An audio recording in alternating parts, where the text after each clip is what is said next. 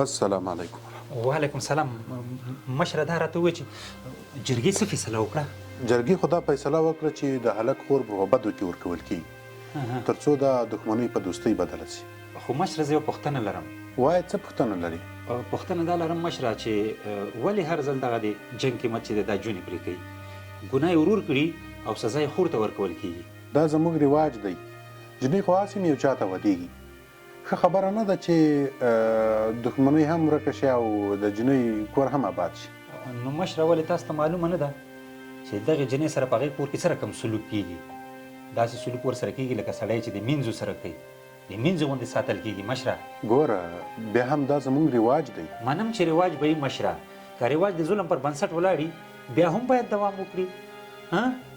او قربان دې شمه مشره، دا خو ظلم دی، دا خو ظلم دی، ګناه ده. چا چې سزا کړي باید همغه سزا وویني. نن سبا خو چې د اسلامي اماره شته، حق حقدار ته باید وسپاري.